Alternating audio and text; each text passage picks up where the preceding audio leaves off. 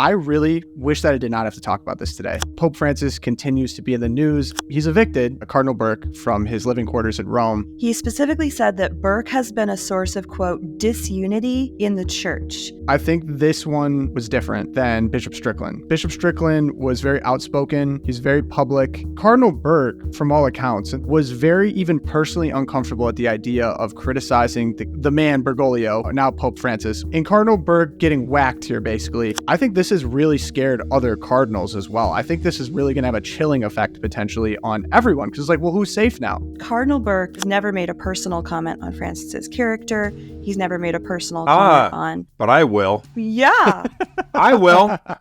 All right, everyone, welcome back to the LOOPcast. Today, I'm joined by my hosts, Erika and Josh. Josh did just get a haircut. He let us know before the recording. Looks great. Today, we continue to talk about something that we don't love talking about per se, but we feel is necessary to be honest about. So over the past few weeks, we've covered the dubia when it comes to the synod. We've covered Bishop Strickland. And now Pope Francis continues to be in the news. He has evicted, he's evicted Cardinal Burke from his living quarters in Rome.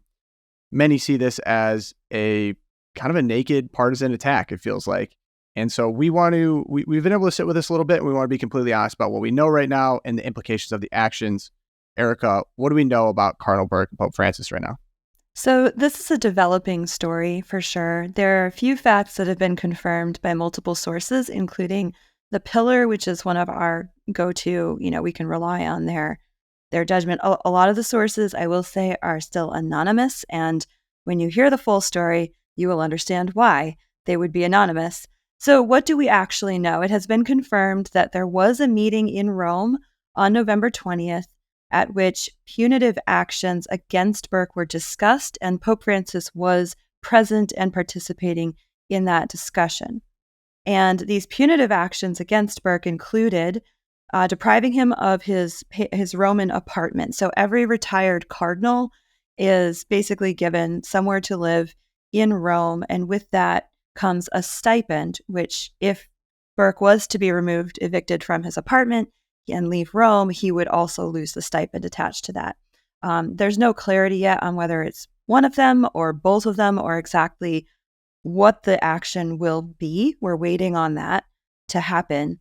But the Pope did mention specifically, and again, this has been confirmed now by multiple sources, first-hand accounts, people who were at the meeting. He specifically said that Burke has been a source of, quote, disunity in the church. And some reports have characterized that as he called Burke his enemy, but the word that's been confirmed is he's a source of disunity. And again, that comes from the Pillar. The AP added to that. The AP reported that Francis said he was removing Burke's privileges of having a subsidized Vatican apartment and salary as a retired cardinal because he was using those privileges against the church. That was from another person who was briefed after the meeting on the Pope's measures. And as you can imagine, the backlash, the outcry, the overreactions, the underreactions have been manifold in the days following this news. Yeah. But I think it's important there's people in my camp who maybe have heard of Cardinal Burke when it came to the dubia. He's one of the cardinals that presented some of the concerns about the synod, but don't really understand his impact or legacy as a cardinal.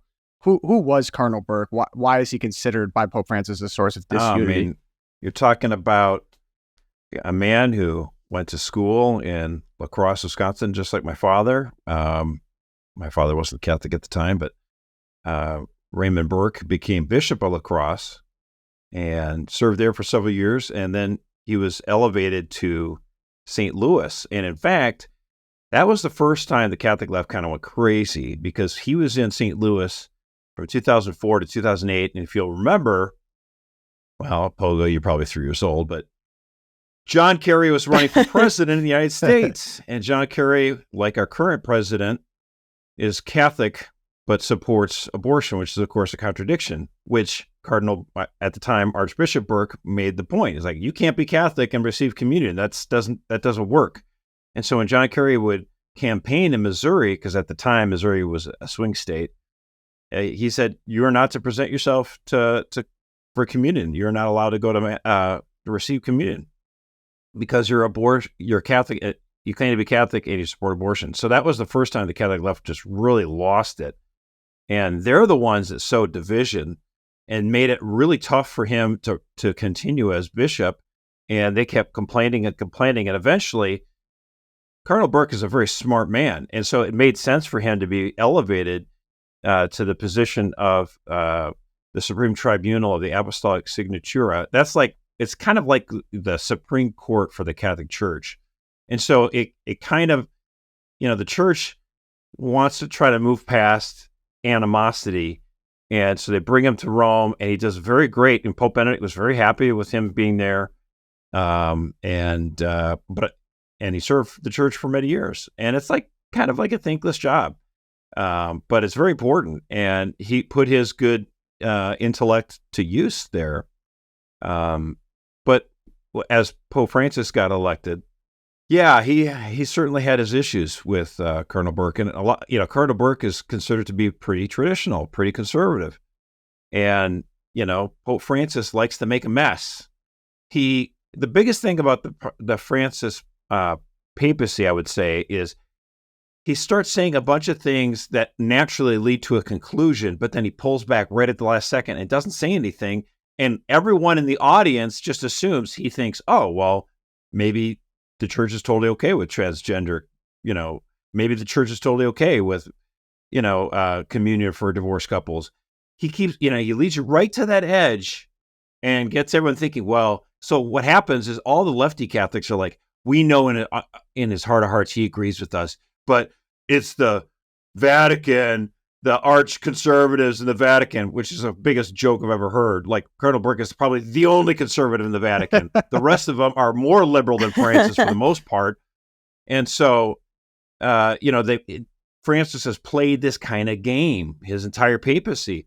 And so Cardinal Burke, with the first dubia, the dubia is this list of questions. Basically, he set it up in such a way where you can just say, hey, we want clarity. Do you really think this? Yes or no? And the Pope never answered the dubia, and it became this thing for years and years and years. Why won't the Pope answer this dubia? Why won't the Pope answer? We just want to know. We just want clarity. And that's the point that Pope Francis is getting at, that he's pointing out why I didn't answer these questions. He's pointing out that I won't, explain myself when I'm not clear on church teachings. He's the source of division. And I'd like to say, hey, guess what, Pope Francis? You're the source of division when you won't be clear on what the teaching of the church is. It's not Cardinal Burke. Give me a break. I think this one was different than Bishop Strickland, because Bishop Strickland was very outspoken. He's very public. He didn't pull punches. Not to say that Cardinal Burke did, but Bishop Strickland was he understood potentially the consequences. Cardinal Burke, from all accounts, and the Pillar had a good account on this, was very even personally uncomfortable at the idea of criticizing the character of the man Bergoglio, now Pope Francis. Whenever he spoke critically, it was about his leadership of the church and how he safeguarded basically the eternal truths. Right. He's much more safe in his criticism. He was careful. Not that Strickland was uncareful. Right. And Cardinal Burke getting whacked here basically by taking away his salary and taking away his living quarters. I think this has really scared other cardinals as well. I think this is really going to have a chilling effect potentially on everyone, because it's like, well, who's safe now? Right, exactly. I mean, this is we spoke about this, we were discussing Strickland, and it's kind of putting the American bishops on notice, right? So Strickland, and this is one of the criticisms people have had of him in the feedback since we did that episode, is that, Strickland, while, obviously doctrinally very sound, agrees that Francis is the Pope, he's not an imposter, but at the same time was maybe imprudent in the way that he went about putting that out on social media, et cetera, over the years. Well, you can't say that of Burke, right? Very prudent. He has been very prudent and deferential, even to the point of some people on the quote unquote right, for lack of a better term, criticizing him for it and saying, I think this goes back to the first real crossfire, quote unquote, he had with Francis, was criticizing the decision in Amoris Laetitia to allow that, and again, not allow, saying that church teaching had changed on civilly remarried divorced Catholics receiving communion, but saying that pastorally, that footnote 8 in Amoris Laetitia that everyone goes to, and Burke saying, just something along the lines of it would be impossible for a Catholic in mortal sin to receive Holy Communion because that's what the church has always taught. And Francis taking that, it seems now, as, a notch in a strike against Burke.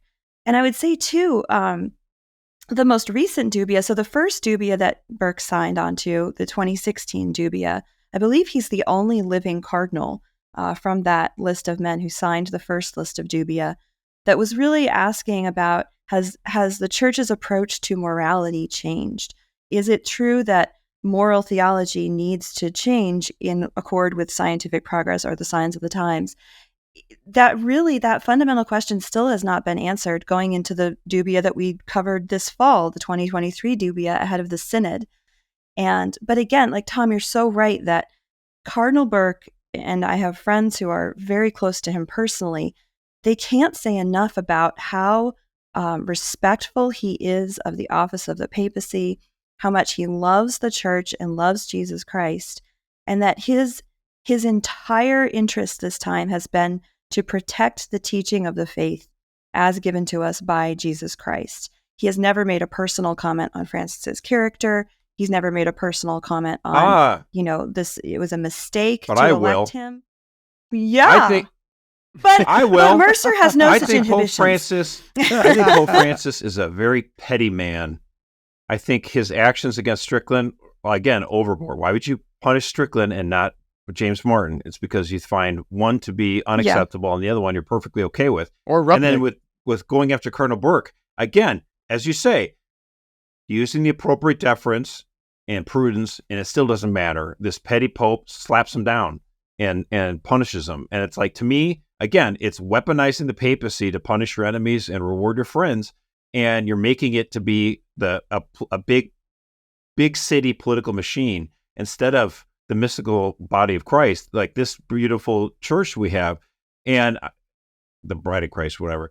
But I feel like Pope Francis, again, is just acting so petty and lashes out at anyone who doesn't completely agree with everything he's doing. He is making a mess, and not a good mess, by the way. Here it is 10 years later, and it's just the church is messier than it's ever been. It's not helpful. Right. Kind of 2 points along the lines, and we've pointed this out before with the Strickland case, that coming on the heels of all this rhetoric about synodality and listening and openness, and that the church will now be governed by not one man sitting in his throne of power, and then to immediately turn around and have these 2 blows right in a row following one another against these priests, these prelates. It's so hypocritical. And the second point, and again, this comes from friends who are personal acquaintances with Cardinal Burke. The irony here is that Cardinal Burke's the kind of man who he could care less about where he lives. That taking away his apartment and his salary, he's probably like, thank you, Jesus, for this humiliation. Thank you that I will now be closer to you and die in poverty. Amen. And it's like... Well, didn't you have a story about him living in New York? No. So this is actually my friend. They visited his cardinal apartment in Rome, which Heidi Schlumpf at the National Catholic Reporter made some comment about, like, it's 4,400 square feet. My house for 4 is only 2,600 square feet. And you're like, what are you talking about? That was the big dunk line that they all came out with. Like, they all sent out the message. Well, I guess like, he deserved it the square then. footage. I mean, yeah, right. Yeah, anyway, blah, blah, blah. Enough about Heidi. But so my friend, they visit Cardinal Burke. They go to this apartment. They go in the front door. It is very palatial. And they're sent up an elevator. So they go into the elevator, they go up the elevator to the second floor, and they're like, oh, we'll go to the cardinal's apartment. They're like, I thought this was the cardinal's apartment. Take a long walk all the way back through all these rooms. And then they find this little, like, basically the equivalent of a closet in which there is a cot and a bookshelf and one little window. And that's where Burke actually lives, in this huge palatial mansion that he was assigned in Rome. So, I mean, the guy is, by all accounts, just the most humble, soft-spoken, quiet man.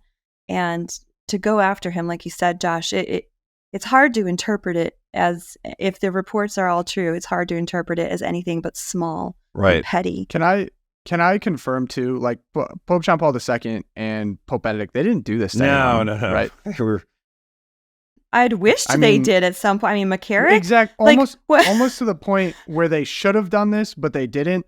But that I think speaks to how much respect that they had for even people that they considered that they disagreed with, or like there was so much deference taken to officials in the church, and so it's just so bizarre to witness such strong arming happening with this current papacy because the previous papacies It feels weren't like just the about power. Borgia popes. Josh, you've made so many interesting theological points too about how as soon as Pope Francis got in as the Pope, how he basically just directly changed something that Pope Benedict did. I think that was it about the Latin Mass? Yeah, and again, I'm not a Latin Mass guy, so don't pretend like this is my hobby horse. The thing is... Right, but I think that just speaks back to the respect that previous popes had, because all that the popes are safeguarding is the eternal truths of the church. It's not like they're creating their own doctrine, like, oh, this is something new we discovered, we're going to do this now.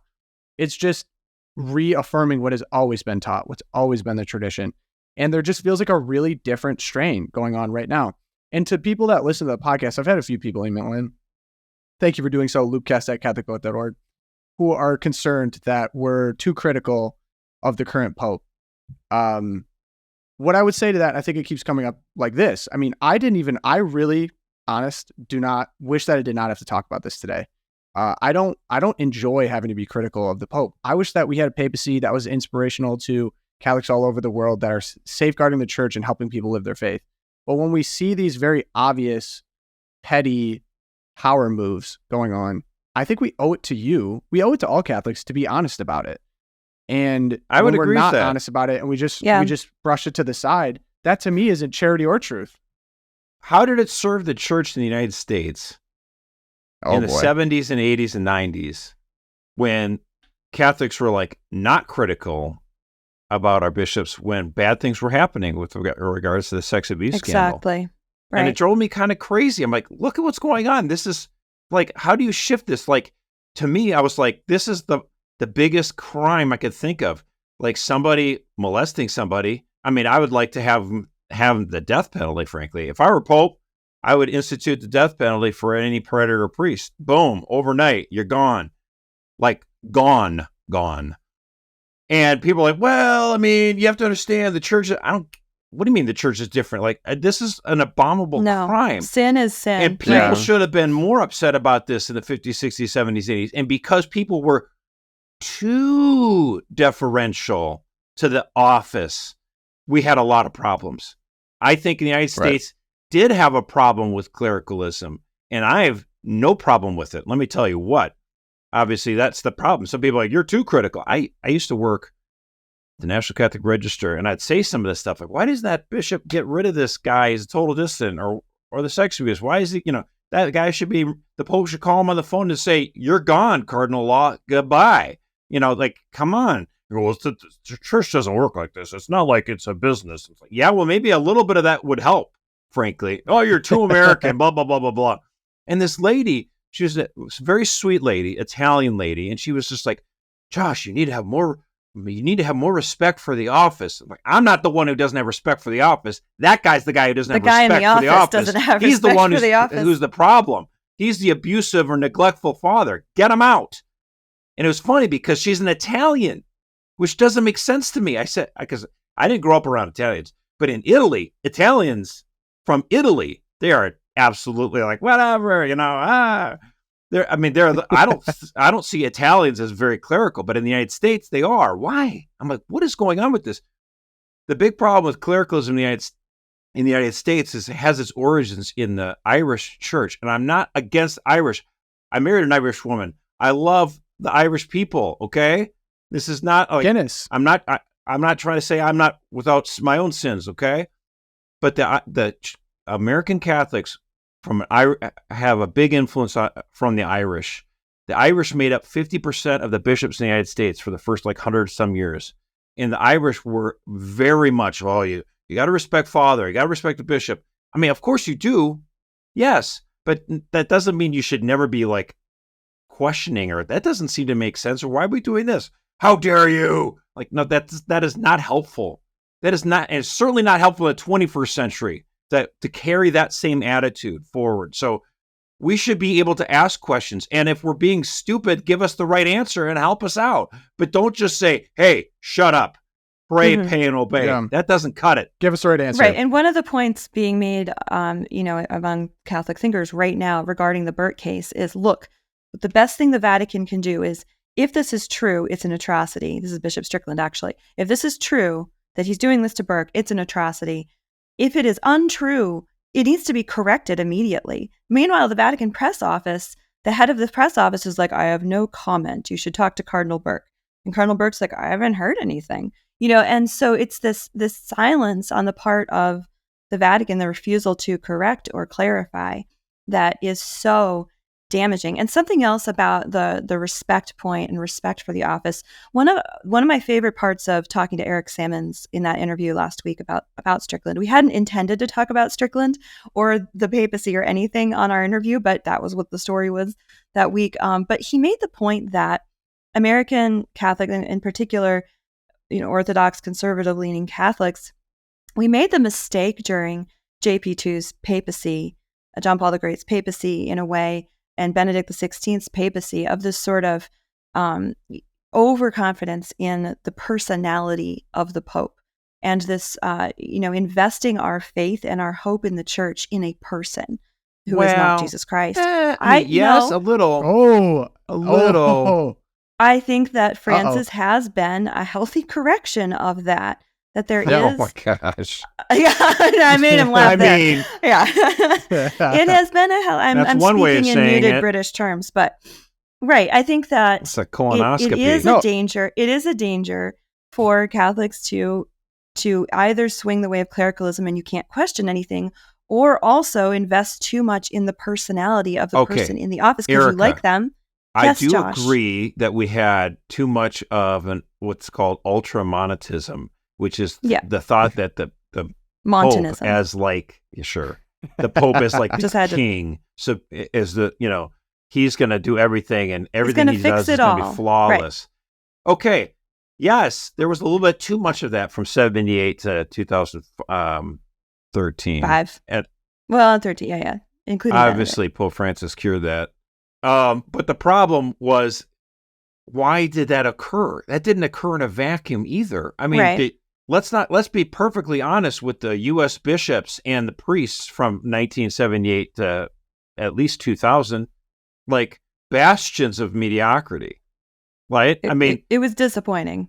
Vanilla, to say the least. You can't go to mass on a Saturday and a Sunday. Only day of obligation is removed. I mean, give me a break. This drives me crazy. Like, you look at other faiths and they ask a lot upon you. And the thing is, when it comes to, like, if we're trying to convince, like, let's say the world, marriage is a good thing.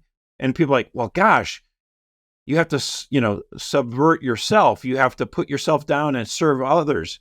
And it sounds like it's not fun. It's like, actually, it's in giving you receive. And the best things in life are a challenge, right?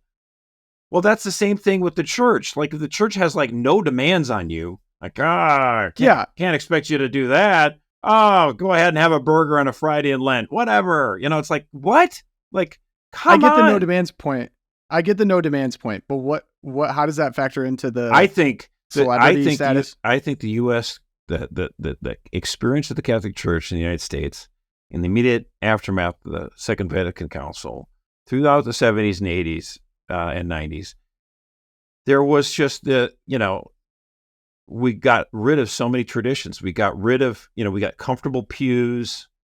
We got rid of the statues. We don't pray the rosary anymore. I mean, this is before your time, Tom. I know this sounds crazy, but no, this is the case. Like, all through, I mean, I live in Michigan. It was the stripping of the altars. I have stories that go on forever. And people would collect the statues, and because they'd throw them in the dumpster otherwise. And I had statues of St. Andrew, St. Joseph. Come on, give them to me. I'll hold on to them. I held on to them for a while. That's crazy. They were just getting rid of all yes, whitewashing all the paintings. Beautiful in the statue of St. Andrew. I got it just around the other room. It's like, what are you guys doing? These treasures and all these. When did that stop?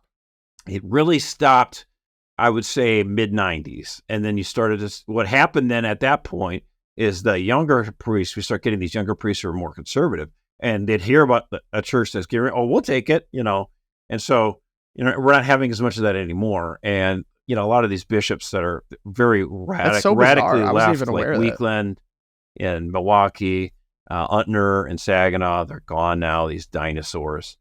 But now we have the Francis bishops coming up. So it's shifting too. Yeah. That's interesting. Yeah, and those are kind of aging like now your too, new bishop because in Connecticut. Yeah, like my new archbishop who will be installed in April. When our current. But yes. Yeah. That's interesting to hear you guys say, because I've really I grew up very, very young in a very green carpet Catholic church, for lack of a better word. But then right after that, almost from that, right after that point to now, all I've ever been in are beautiful Catholic churches that are basically art. I would say art. And that's a singular experience, though. There are still Catholics who have never been in a beautiful Catholic church or heard beautiful sacred music. There are still Catholics like that in the United States. I'd say it's the majority. It kind of makes me sad. Yeah, it is sad. It is. My church, St. Francis Xavier in Petoskey, is an absolutely gorgeous church. And there was a whole book about it. There's this movement 20 years ago, 25, 30 years ago, to completely, trash it and get rid of all the beautiful things. And they brought in this consultant, and Michael Rose wrote a whole book about it, Recovation or whatever. And the rock solid traditionalists in this area, they dug their heels in, and it would have been a lot worse. But yeah, no, these are the stories, So like you hear this stuff, all the crazy stuff with the sex abuse scandal. That's one whole thing, which is obviously horrible. And then you have other things where like the churches wanted to get rid of all these beautiful statues. And they're like, we don't need it. We don't do the rosary. That's okay. That's for grandmas. And all we want is kumbaya and church of nice. And then you have someone like Pope John Paul II, who's like, actually, I love praying the rosary. And by the way, I love the teachings of the church. I think they're illuminating and they're helpful. And they actually have an answer for the problems we have of the day. And he talked about the theology of the body and God's understanding of human sexuality and everything. And conservatives in this country were like, yeah, wait a minute, maybe we should get rid of all this stuff. This guy's onto something. So why did he have such a high affection? It's like, why can't we have bishops and priests like that guy? And now maybe we are starting to get some of them come through. But that gives me a little bit of hope. That gives me a little bit of hope. If we think about how negative and sad a lot of the papacy's been, there could be a real positive figure to come fill the vacuum, God willing. There always is. Throughout church history, there's always, God fills the vacuum, right? Those are the saints. Those are the doctors of the church. And there are those people here now on earth, and time will tell who they are. Okay. Speaking of, we have a positive American bishop. We love giving credit to our American bishops. So unfortunately, he had to act in what seems like kind of a dumb situation. But so for those unfamiliar, Notre Dame, Indiana. Now, I'm not far from it, but Notre Dame is a famous Catholic college. Catholic, debated now. But there is a traditional women's college across the way called St. Mary's College, and also in Notre Dame, Indiana. And it is only for women. It's one of the oldest women's colleges in America, I believe. Oldest Catholic. Oldest Catholic, yeah. And so they have decided for the next semester, the fall, that they will allow men who identify as women to join the college. So it would be all women and then men, and some men who identify as women. Yeah, and then some men. So therefore be co-ed. making it no longer a women's college. Yeah. It'll be a co-ed college. Unless you actually are a man and identify as a man, I guess. So disappointing on multiple levels, I'd say.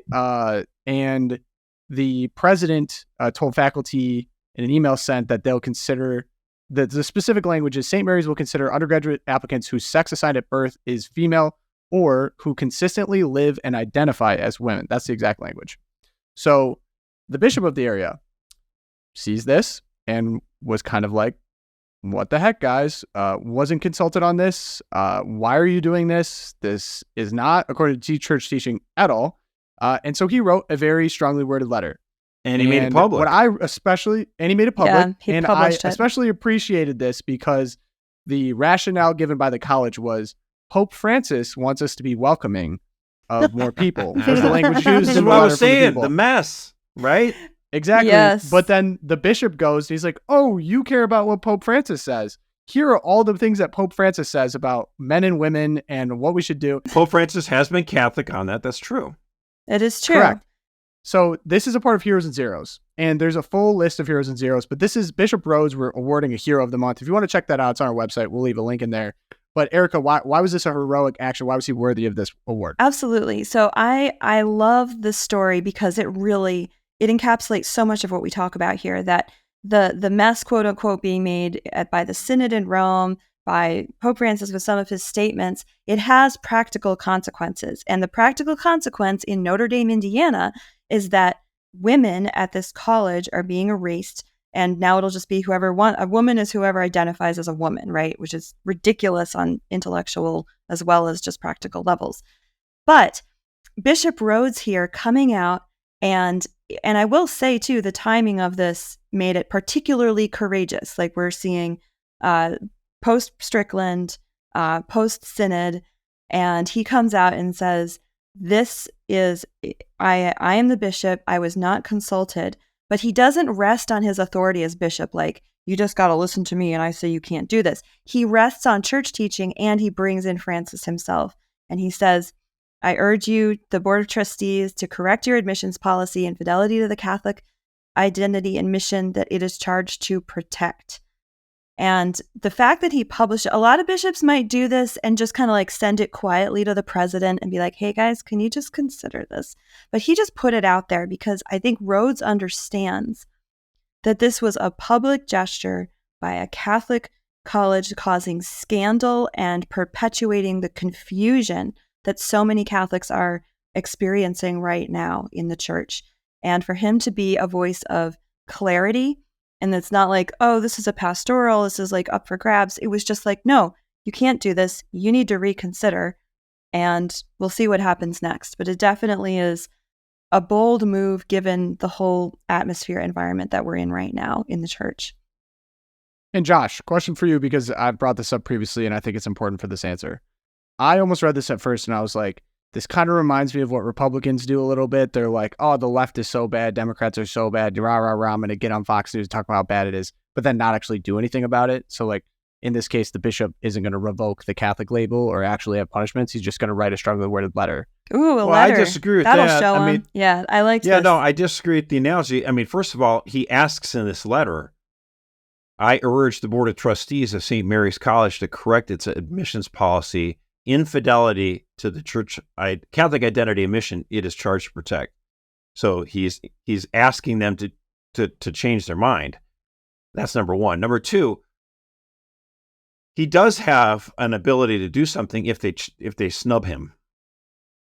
He could say, this college is no longer can be identified as Catholic. So it's still good. They still have freedom. There are colleges across the country that used to be Catholic that aren't anymore. There's Marist College in New York, and they're like, yeah, we don't even pretend we're not Catholic anymore. I mean, I wish they would. John Zemerick, he's a columnist. He goes, these other colleges should follow suit, like Fordham at Georgetown. They should just rename themselves after, heroes of the sexual revolution, like Alfred Kinsey and, Ruth Bader Ginsburg and Hugh Hefner. Because, you don't believe in the Catholic teachings, might as well just Gloria Steinem Women's College. Be true to yourself. Yeah, exactly. So, with regards to St. Mary's, if St. Mary's, which is not, it's separate from the University of Notre Dame, but it's located in Notre Dame, Indiana. If St. Mary's wants to be co-ed, fine. I think that's kind of dumb because there are so few single-sex colleges it's a niche anymore. market. Right. And the number of women in college is higher than men. It's like 60 plus 60-40. So make yourself, move. give yourself a distinct, unique place in the market, because it is a market, whatever. But this idea that you're playing this game, this gender ideology, that you're bowing, you're prostrating to the rainbow jihad, that's the worst thing. Like, stop it. I mean, give me a break with this stuff. So the bishop here is right to say, you need to change your policy here. Major shout out to Bishop Rhodes.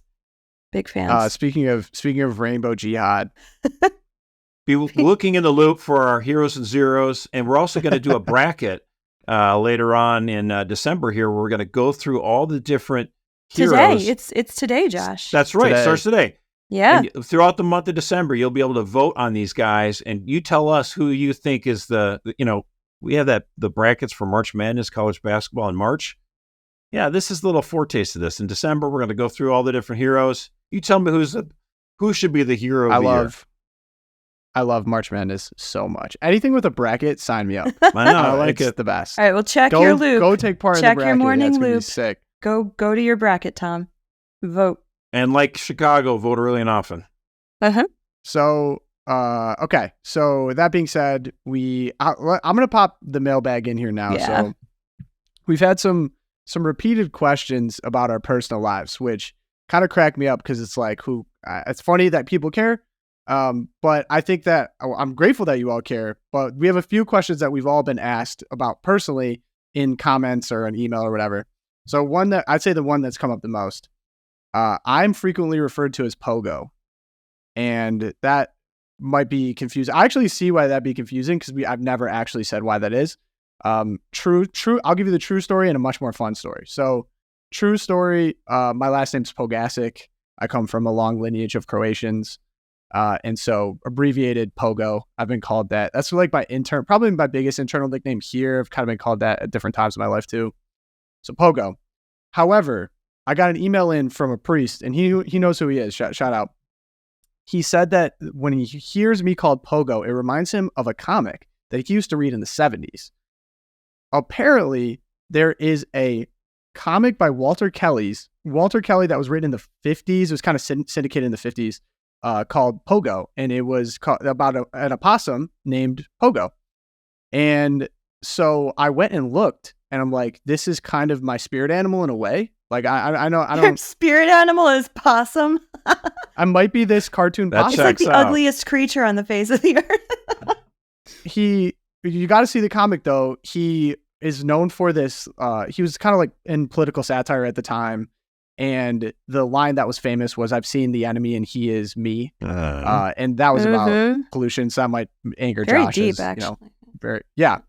But so there's that one. But then possum. also this possum ran for president, and his logo for president was "I go Pogo," or "We go Pogo" in certain instances. And at the time, it actually caused a riot at Harvard. So in the 50s, people, I guess, were pretty upset at the status quo, and "I go Pogo" is a play on "I like Ike," and college students actually supported him for president. And I have also made a hypothetical presidential run in my life, and my logo was T-Po for the Peepo. So I just feel like there's all these strange connections, and maybe one day I too will be responsible for a riot at Harvard. So shout out to that priest who told me about this comic. It's kind of I'm discovering a lot about myself. So now our Slack channels are full of Pogo strips. So thank you, Father, for bringing him into our lives. I might have to change my profile picture to the little Pogo, to the possum. So any comment from the peanut gallery on? Well, I call you Pogo because I still don't know what your first name is. Yeah. It's like the Ron Swanson, like I like to keep people on their toes. You like call people you know by the wrong name. Or like, what's your name again? I've known you for 5 years. Yeah, that's a brilliant idea, Steve. I think Ron Swanson is Mercer's spirit animal. Yeah, seriously. Okay, so that's first item on the mailbag. Second item, Erika. So there's been people have been very kind. I don't even know if I pass along all of that, and I will, but people have been very kind and encouraging about your latest addition to your family. Oh, thanks, guys. Congratulations as always. But they've heard you say that you have 7 kids, or this will be your 7th kid, but they've also heard you say that you have 8 kids. And so we have like discussed this as to whether or not, want to talk about it, but Erika, I want to give you the opportunity now. Why have you said different numbers? Sure. So part of it is that I need to make a decision on how I'm going to present this publicly. But the reason that I have 2 different numbers is that our 5th child did pass away before he was born. And so we consider ourselves the parents of 8 immortal souls that we are aware of. And we are confident that we named him Ransom. His name's Ransom after Jesus Christ, who is the ransom for our sins. And also a C.S. Lewis shout out for Space Trilogy. My favorite C.S. Lewis books are about a man named Dr. Ransom. But so Ransom, we are confident is with God, whatever that looks like for the unbaptized infants. And so we talk about him. Our kids are aware that God created him, but he's just not with us here on earth. And so I think in my mind, I have 8 children, and it comes out sometimes. And then when I'm speaking to people in the world, though, I try and limit myself to 7. So I think for the purposes of this community here on LOOPcast, I can confidently say 8. I'm guessing most of our listeners would consider an unborn child who died a human being who is still an immortal soul Obviously. and living with God. Yeah. So I'm going to go with 8. And so we're expecting our 8th child, our 7th, who will be hopefully here with us on earth for a long time, if it's God's will. And that is why I said 2 different numbers. That's really beautiful. It is beautiful. I do think a lot of people can relate to that. And I think I'm happy that you're saying that, because I think people should feel more comfortable discussing the immortality of children that were lost in miscarriage or even stillbirth or anything like that. Right. Because they can pray for us. I mean, they're real. Like, it's almost like having a saint in your back Well, pocket. and it's like there was a stigma for many decades. Women just did not talk about it, and that's not helpful. Like, allow people the opportunity to talk about it, because it is a very difficult experience at times, and it can be a beautiful moment too, obviously, as well. It can bring you closer to our Lord, but the idea that you're just not supposed to speak about that, not supposed to talk about that's again not helpful. If people want to talk about it, you should.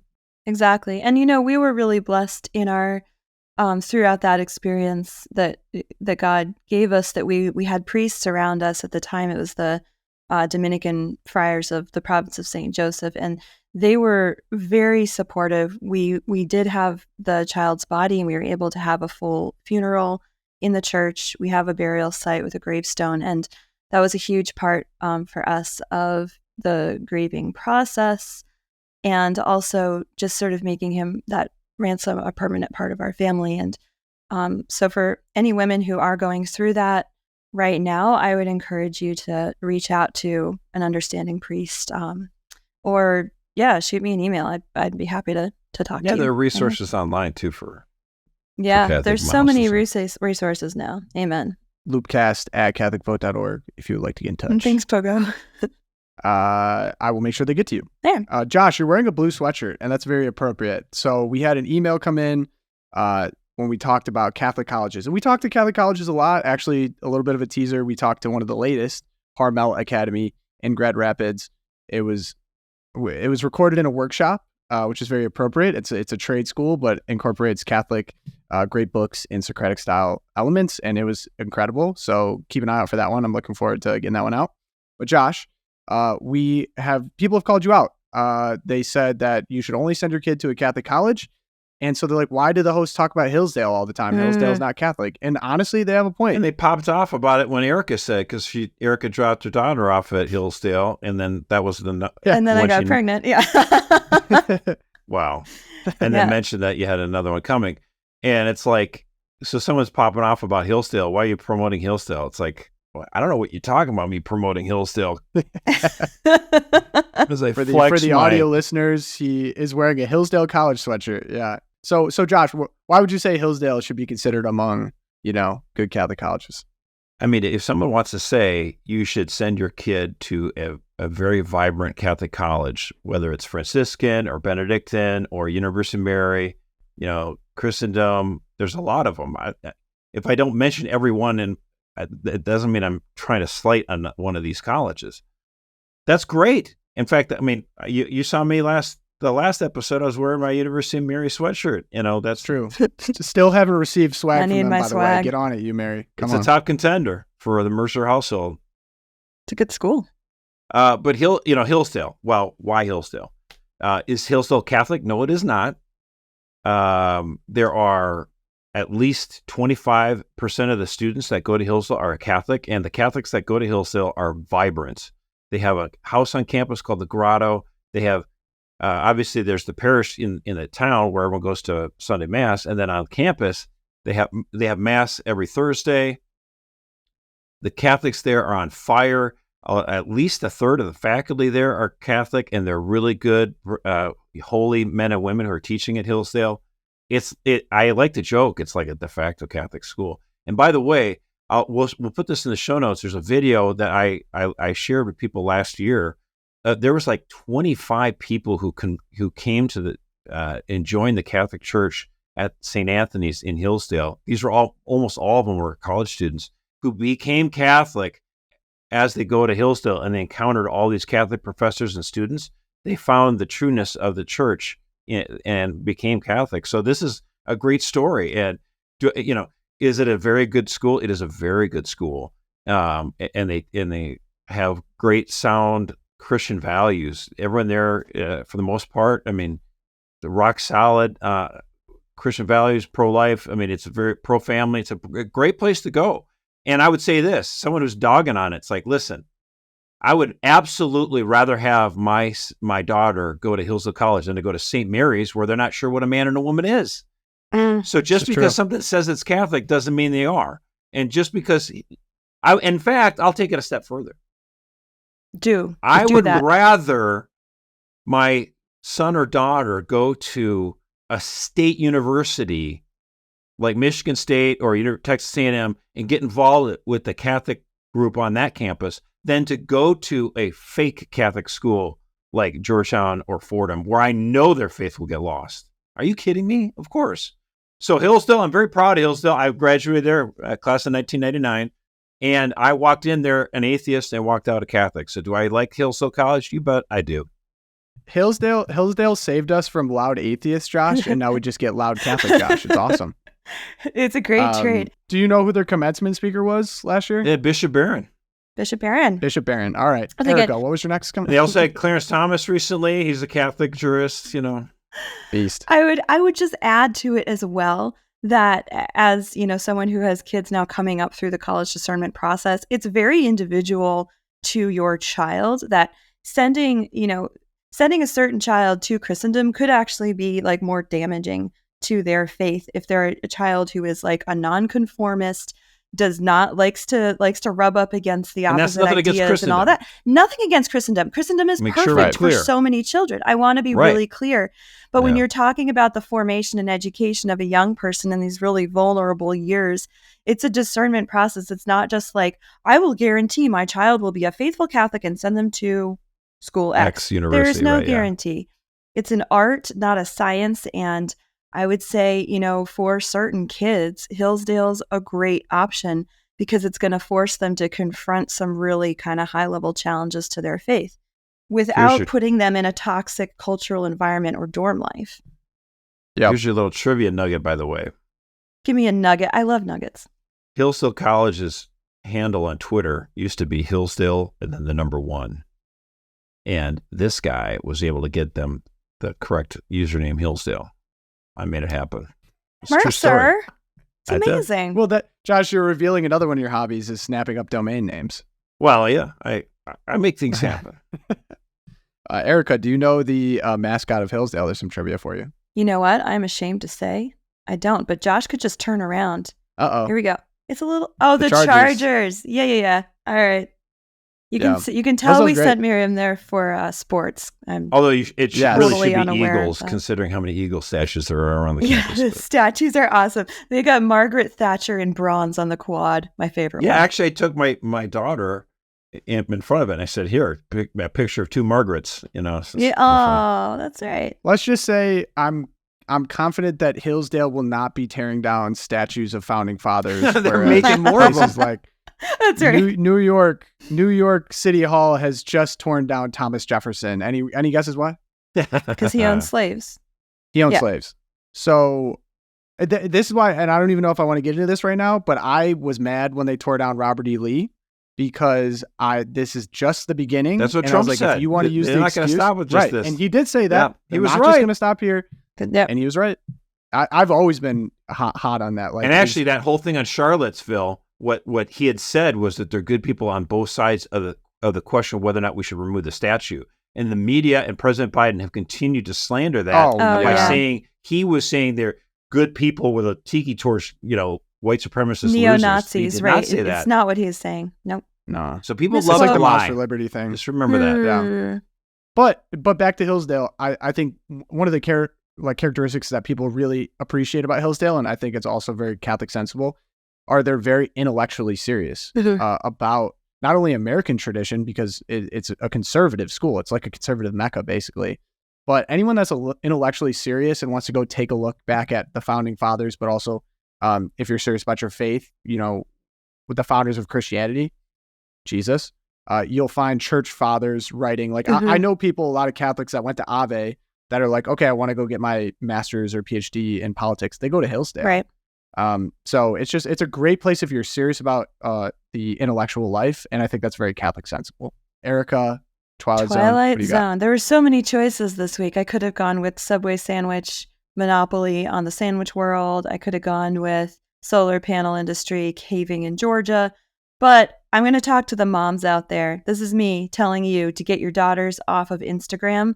Just get them off, because here's the story from the Wall Street Journal this week.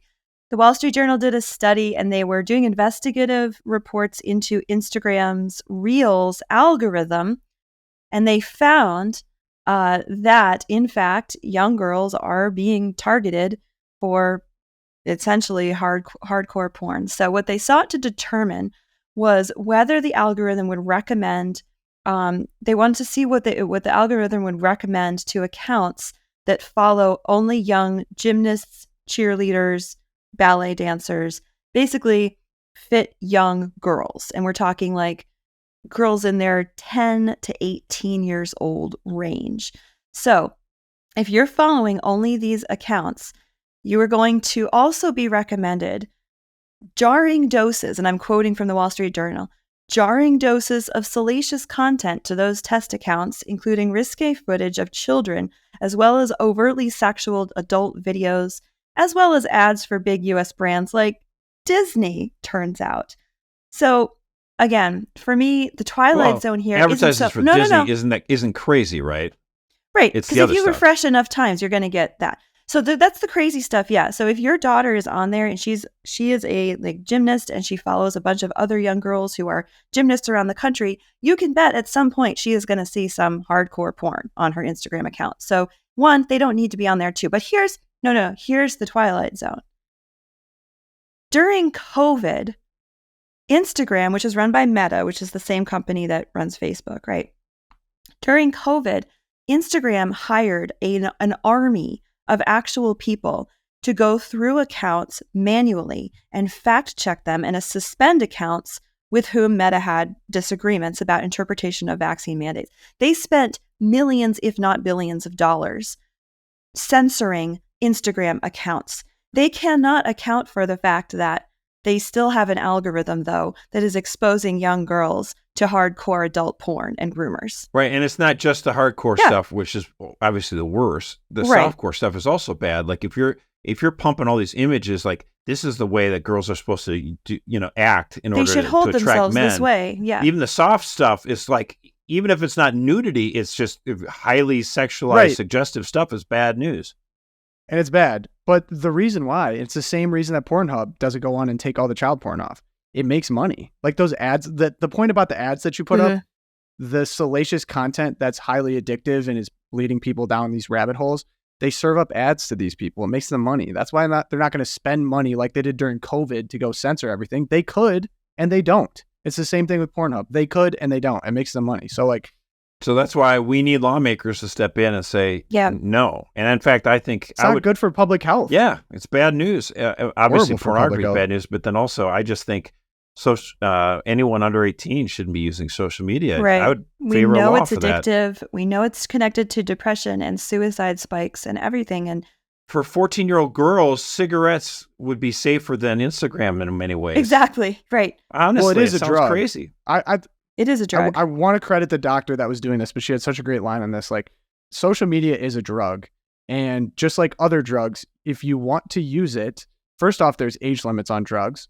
And then second off, you need to have a very proactive schedule for why you're taking the drugs and when you're taking the drugs and how you consume it. But social media is kind of touted as this safe, easy entry, low barrier to entry. People use it as a way to regulate themselves, regulate their emotions, so it's a coping thing. And people that use drugs that way end up drug addicts. So it's, but of course, like, because this is a money thing, like they don't care. Not to say that people care about drugs either, because Purdue Pharma pulled off the biggest heist in history by addicting the entire country pretty much to opioids. So I'm not even saying that drugs themselves are good, but if you, as a serious person, want to engage in it, you have to be very proactive and careful about your inputs. So I just don't like the way that social media is talked about as this kind of harmless, everyone has to do it. Right. Like it's a hobby. It's not just a hobby. Right. It's just serious. You have to be very intentional. And there can be benefits. I'm not one of the people that are like, oh, there's no benefits to it. Obviously there are. Like, we're talking to you partially because of it. But you have to be very careful about it, especially with your kids. Okay, so we have the next, we have the NFL version of Nicholas Sandmann. So I have never been more mad at a journalist than probably the Sandmann thing was the last time I've been this mad. So this guy works for Deadspin, which is a failing sports newspaper. Karen J. Phillips. And it's Carron, but it sounds like Karen for a reason. So he wrote a hit piece on a 10-year-old at a Chiefs game for clicks. And so the article is titled, "The NFL Needs to Speak Out Against the Kansas City Chiefs Fan in Blackface Native Headdress." So the picture that was used, and this also makes me mad, is the same thing with Sandmann. The picture that was used was a kid. The reality, the truth of it was there was a kid in a Chiefs jersey, a Chief headdress, and then he double painted his face. Chiefs colors. One color is black, one color is red. The picture that was used was his face turned to the side so that you could only see the black. Now, and he's 10 years old. This isn't like an 18-year-old kid. This is a 10-year-old boy. Any serious adult knows that this is the truth, especially in 2020. Like, you think people are walking around with blackface? Like, no, this isn't Justin Trudeau. This is a 10-year-old in an NFL game. Okay, we all know the truth. Like, this guy knew the truth. So he writes this hit piece on a 10-year-old, used the deceptive camera angle, and then just went on and on about how racism is a problem. Roger Goodell's not going to say anything. And I went and looked at the guy too, because I'm like, there's no way, this isn't in a vacuum this guy would make this observation. He has to have a history. A history. So he's written some other articles. White fans were entertained by black athletes a day after a racist killed black people in Buffalo. This is what white supremacy looks like. This is on Deadspin as well. I'm from Saginaw, spent a lot of time in Flint. I've never seen this many white people in Flint in my life. It's ... concerning. This guy's a race baiter. Uh-huh. Now, honestly, it's on Deadspin he's a senior editor, but like Deadspin put this out, and then this guy, Karen Phillips, doubled down on social media to be like, nope, I mean what I said. And of course he turned the replies off because everyone was like, dude, what are you doing? This kid's a 10-year-old and he does what every NFL fan does. And so I'm looking forward to the defamation suit that this 10-year-old is going to bring on this guy. And it might ruin Deadspin genuinely because it is an insane defamation. Like, this is the easiest slam dunk win, I think, ever. I mean, this guy's dragging this 10-year-old through the mud. But, and again, it's worth noting, just leave sports alone, for example, guys. The United States has a complicated history with American Indians as well, obviously blacks. Now, blacks we mistreated more because slavery is worse, obviously, in many ways. But like the American Indians could say, well, wait a minute now, there's a lot of atrocities, Trail of Tears and treaties, you backstabbing and all that stuff and fighting. But it's worth recalling. There are a lot of teams that when you're trying to rally all your fans and get them excited about it, like you want to pick a name that people respond to. Now, if you're trying to get people excited about your team, like you want something that signifies strength, bravery, toughness. So Kansas City would pick the Chiefs as a way to honor American Indians. Now, you could say Redskins was too much of a nickname and got it off, but there was a guy who was an American Indian who played for that team, and that it was his nickname, and he took it affectionately. Whatever, get beyond it. But the whole point is, like, for example, Florida State, they're the Seminoles. The Seminole tribe loves it. They embrace it. And the thing is like, you wouldn't name a team something if you were trying to denigrate it. Like, so for example, are Irish upset that the University of Notre Dame is the Fighting Irish? No. Are a bunch of Scandinavians in Minnesota upset that they're called the Vikings? No. I love the Vikings. I think the Lions in sub-Saharan Africa are really upset right now that the Lions it's defamatory. But the things with the Chiefs too is they've actually gotten it okayed with local tribes in Kansas City. So like even the local tribes are chill with it. That's the thing, like that got exposed, I think, with the Mexican stuff, like wearing a sombrero. Yeah, like the Mexicans don't care. They think it's awesome that people are partaking in their culture. Like, who cares? It's like all these. They're just no one race likes to be baiters. mocked. They're trying to so if you're doing that, that's not okay. But if you're actually saying, "Hey, we're having fun, let's go," yeah, right. But I actually I think that if you're doing like something that's stereotypical to, like for example, like Mexican people like with tacos, and you're like, "Oh my gosh, Cinco de Mayo, let's have tacos." Like, or I'm gonna dress up as a taco. yeah. No one's Isn't thinking that the you're weirdest like, thing? Be like, you're appropriating the culture. Like, don't you want No. people to embrace Yeah. your culture and do We your love things? tacos. Like, isn't that Right. what victory looks like? Yeah. yeah, There's no Viking food that anyone would want to eat, so I can't really get, it's true. Yeah. that's why we left. Why? That's why we left Norway. There's no farms. Like, we went to Ireland. Like, hey, The food's you got any terrible. food? You got any food? That's not all they look for, but The purple people eaters is too appropriate of a nickname of the Vikings. I think they ate people at one point, but nah, dude. What Anyway. are you talking about, bro? Mercer, everybody ate Oh, people. are you at one offended? point. Am I offended? yeah, I think you're triggered. No. I don't know if Mercer is Triggered. triggerable. All right, Josh, here's Twilight Zone. Well, it's too easy. The media. I mean, after what you said, Tom, I would just like to say there's one guy who makes the point, you don't hate the media enough. It's true. Or journalists. The yeah. New York Oh, Times man. ran a headline that said, a disfigured woman whose case has become well known is among the Palestinians released. And it shows a photo, and like, oof, it's tough because her face is scarred.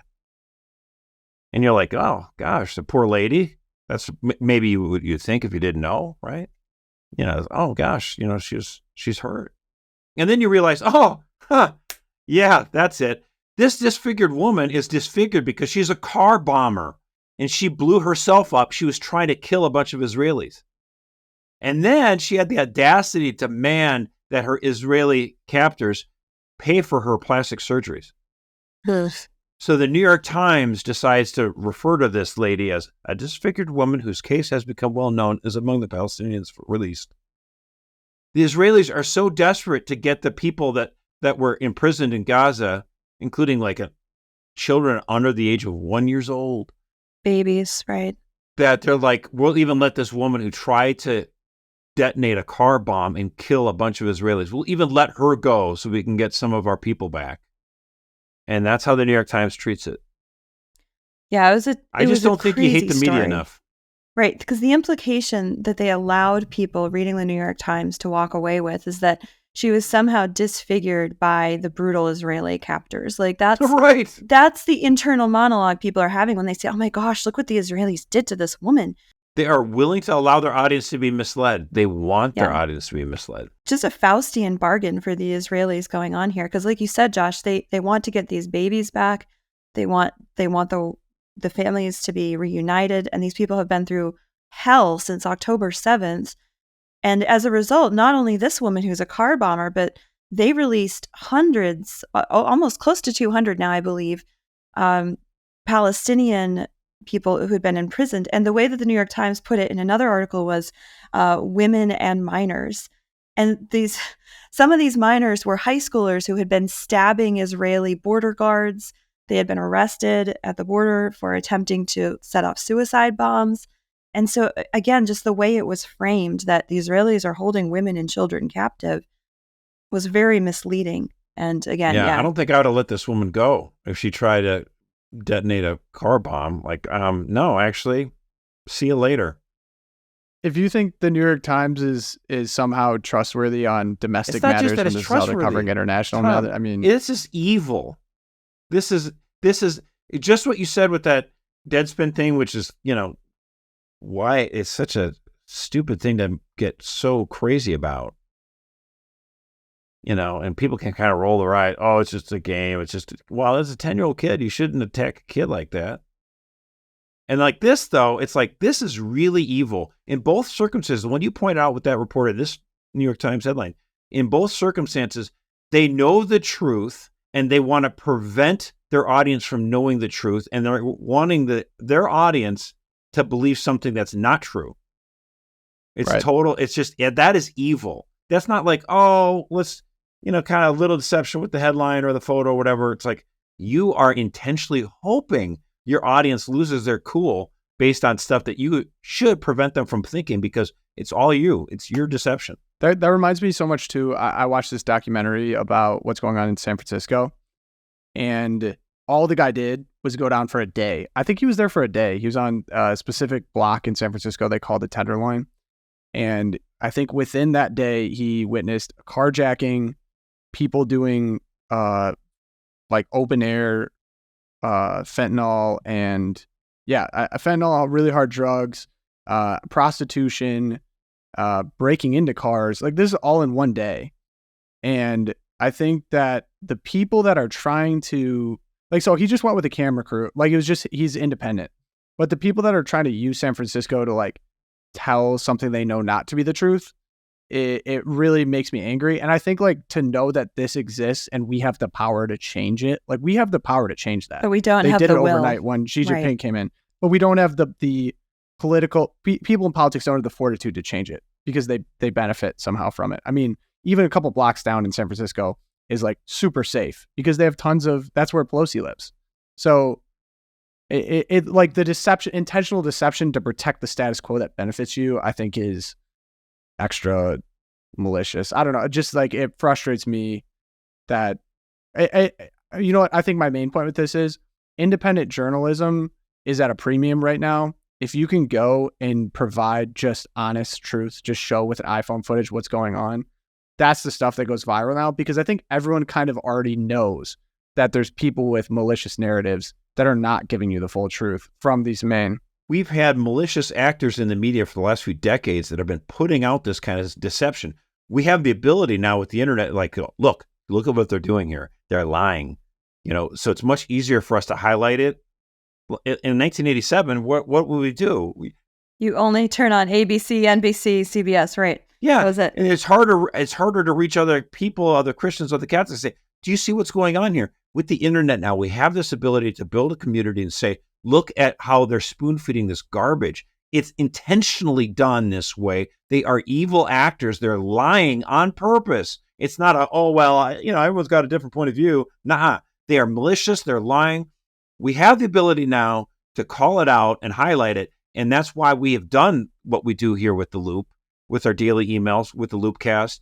That's why we ask people to support this ministry. That's why we think this is important with Giving Tuesday and end of the year stuff campaigns. Help us reach more Catholics. 1 million loopers. Imagine a world where 1 million Catholics are reading the Loop. Let's do it. All right. I got nothing more to add. That was a sick episode. Josh, I'm let's uplifted. Go. Excellent. Yes.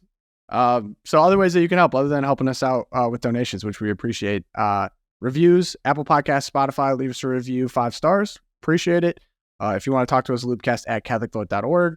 We have a new YouTube channel. Just search the Loopcast. It'll come up. Go ahead, subscribe there if you want to see video. I've heard we're a pretty expressive bunch, is what I've been told, which is great. And other than that, pray for us. We'll be praying for you. And we have St. Thomas More, St. Fidelis, and Our Lady of Guadalupe. Pray for us. And we will see you guys next week.